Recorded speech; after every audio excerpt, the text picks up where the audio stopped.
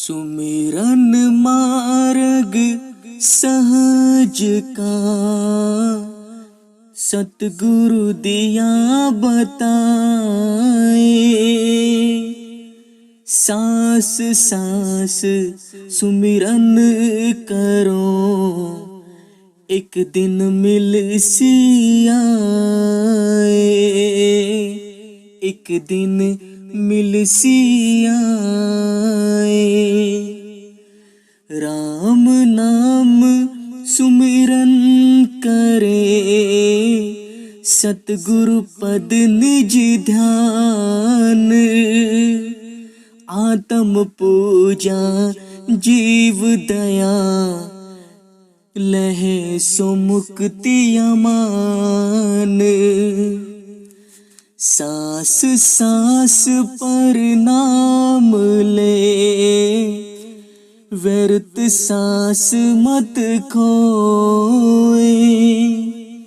ना जाने इस श्वास का आवन हो कि न होए। आवन हो कि न होए। सदगुरुदेव की जय हो। बंदे छोड़ कबीर साहब की जय हो। बंदे छोड़ सदगुरुदेव रामपाल जी महाराज की जय हो। सत साहब सभी भक्तों को।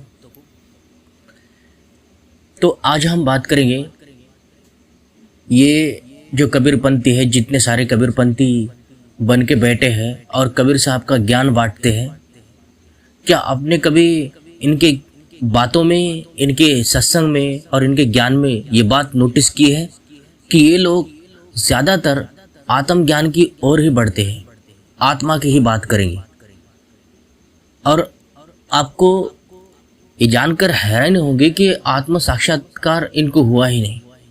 ये केवल कबीर साहब का शब्द पढ़कर, वाणी पढ़कर ही वाणी का अनुभव ही बयां करते हैं। अर्थात वाणी भाव अलग है और जो प्रैक्टिकल है वो आत्म अनुभव है। हम प्रत्यक्ष रूप से देख सकते हैं, प्रत्यक्ष रूप से जान सकते हैं। तो इसमें दोनों में अंतर है। और जो चीज़ आप इस दिन समझ गए कि आत्मा और परमात्मा में भिन्नता है, भेद है बहुत सारा, तब जाके आप समझ जाओगे कि परमात्मा का ज्ञान संत रामपाल महाराज ने दिया है। और जितने कबीरपंथी हैं ये सारे नकली हैं, आत्मा परमात्मा बिल्कुल ही नहीं है। और जो मूर्ख प्राणी आत्मा को परमात्मा बोलता है वो बुद्धिहीन है, मोटी बुद्धि का जीव है। वो समझ ही नहीं पाया इस चीज़ को और इस प्रकृति के नियम को, आत्म तत्व के नियम को और परमात्मा तत्व नियम को। नियम जो विश्व के लिए बना है वो एक काल ब्रह्म का चक्र है। और इस विश्व नियम को कबीर परमात्मा आकर अपने शब्द से विश्व नियम का ही भंग करके इस काल ब्रह्म की चाल को तोड़ के उस जीव आत्मा को अपने सतलोक लेकर जाते हैं। तो दोनों में अंतर है कि विश्व का जो नियम है, काल ब्रह्म का जो नियम है लागू संसार पर, वो आत्मा को ही बांध कर रखता है। और ये लोग कहते हैं कि प्रवचन में और सत्संग में कबीर वाणी लेकर कि कबीर तुम ही कबीर हो, आत्मा ही कबीर है। और एक वाणी बोलते हैं कि कबीर कबीर तुम क्या करे खोजो अपन शरीर, ये 10 इंद्रिया वश करो तू आपे आप कबीर। तो ये 10 इंद्रिया वश करने से आप कबीर बन जाओगे? नहीं। अब देखिए क्या चाल होती है इन गुरुओं की, इन जो गद्दी पर बैठे हैं। अब जो गद्दी पर कबीरपंथी बैठा है वो केवल कबीर साहब की वाणी लेकर ही अनुभव बोलता है या उस पर सत्संग करता है, बातें बोलता है। असल में क्या है कि इनको पता ही नहीं कि कबीर क्या चीज़ है, कबीर है कौन, कबीर कौन है और हम कौन है। अर्थात जो शरीर, स्थूल शरीर पकड़ के बैठा है, इस 5 जगत शरीर में ये जीवात्मा फंसी है, उसी जीवात्मा को, फंसी हुई आत्मा को ये कबीर बता रहे हैं। अर्थात स्थूल जगत, सूक्ष्म जगत, कारण जगत, महाकारण जगत और कैवल्य जगत, इस 5 तत्व के जगत में ये जीवात्मा फंसी है। और इस 5 तत्व जगत से परे, इस काल ब्रह्म के लोक से परे एक और पूर्ण ब्रह्म परमात्मा है। उसके बारे में सतपुरुष कबीर साहब ने ज्ञान बताया।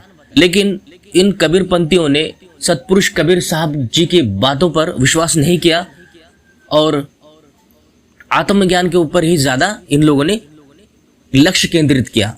ज़्यादा इनका फोकस जो था वो आत्मज्ञान के ऊपर ही है कि आत्मा ही परमात्मा है, कुछ करना ही नहीं है ना। क्योंकि जैसे जो कबीरपंथी बैठे हैं वंश गद्दी वाले, अब इनका तो इतना ही काम होता है, जैसे ये गुरु बन के बैठे हैं तो आपको लुभाना, आपको गुमराह करना, ठगना, क्योंकि आप मूर्ख बन चुके हो और इनको पता है कि आपको मूर्ख कैसे बनाना है। इनकी दुकान कैसे चल रही है आपके वजह से, क्योंकि आपको पता ही नहीं कि परमात्मा कौन है, आध्यात्मिक लाभ देने वाला गुरु कौन है। क्योंकि यदि शब्द जिसके पास होता है, जिस गुरु के पास असली शब्द, परमात्मा का शब्द, लेकिन इन लोगों के पास शब्द नहीं है, इन लोगों के पास है हठ योग, ध्यान योग क्रिया, योग क्रिया। और जो साधारण ऋषि भी करता है, साधारण समाज के लोग करते हैं, महात्मा बुद्ध, महावीर, जैन, ये सब हठ योग करके ही चले बसे, इनको परमात्मा मिला ही नहीं।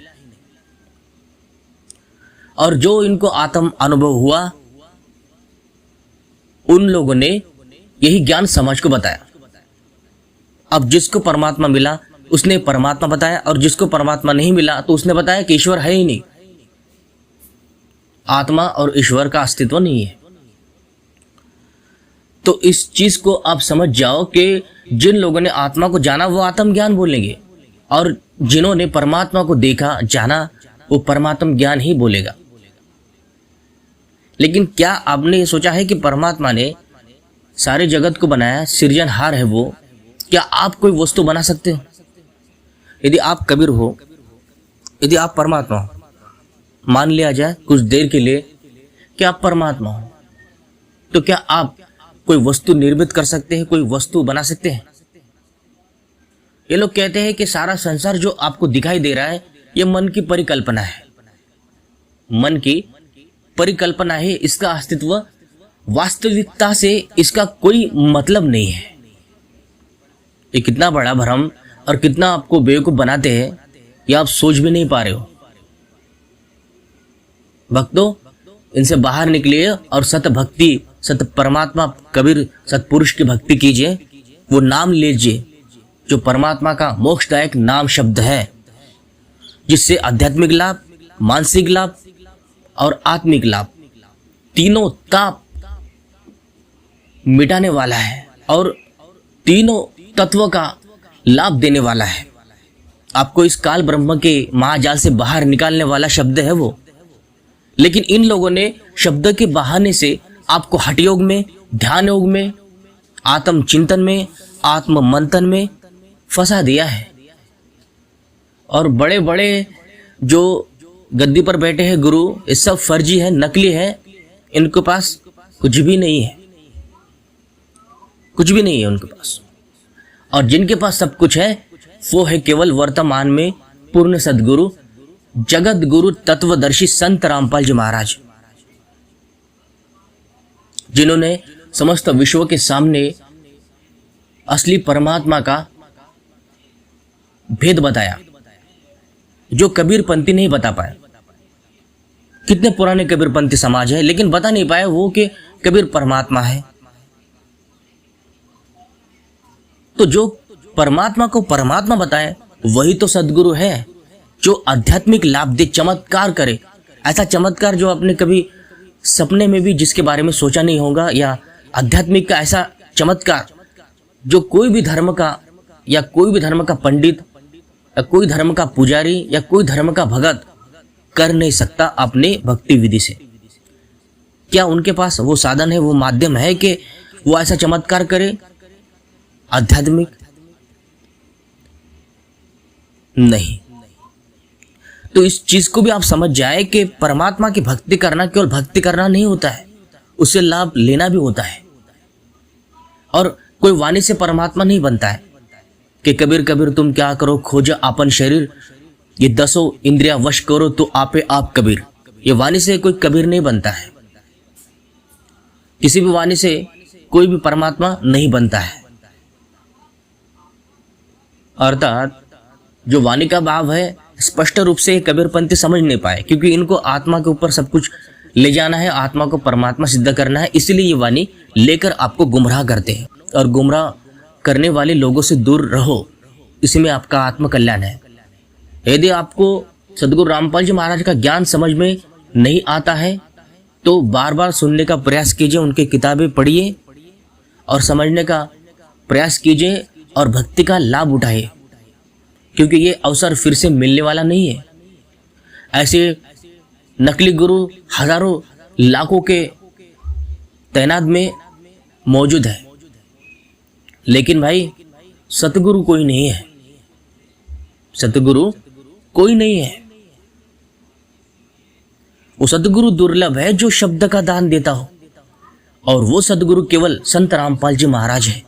इस बात को आप समझ जाओ, और जितना जल्दी समझ गए उतना ही आपका आत्म कल्याण संभव है। तो आत्मा और परमात्मा में भेद है। कोई किसी कहने से या किसी गुरु के बोलने से कोई आत्मा परमात्मा नहीं बनता है। क्या वो गुरु परमात्मा बन चुका है? यदि वो गुरु परमात्मा बन चुका है तो एक वस्तु का निर्माण करके बताया बोलना, किसी भी वस्तु का तुरंत निर्माण उत्पत्ति करके बताए। शब्द वाणी से, सत्संग करने से, बड़ी बड़ी बातें करने से कोई परमात्मा नहीं बनता है। हम एक केवल जीवात्मा है, और हम पर संसार का, विश्वकर्मा का, काल ब्रह्म का नियम है। लेकिन इस काल ब्रह्म के लोक में परमात्मा आने के बाद परमात्मा अपना नियम उस जीव आत्मा के ऊपर लगाता है, अर्थात अपने नियम में उस जीव आत्मा को रखता है, पूर्ण उसकी सुरक्षा करता है, उसकी रक्षा करता है, उसका कल्याण करता है। तो ये दीन दयाल है। और जो काल है, विश्व नियम है काल का, उसको भी समझ जाइए, क्योंकि ये केवल काल दूत है, ये झूठे गुरु है, ये काल के दूत है, आपको मूर्ख बना रहे हैं। इसको समझ गए तो आपका आत्म कल्याण संभव है। यही आपको बताना था और सावधान करना था। तो मिलते हैं अगले वीडियो में, तब तक के लिए सभी को सत साहिब, जय बंदी छोड़ की, जय बंदी छोड़ की।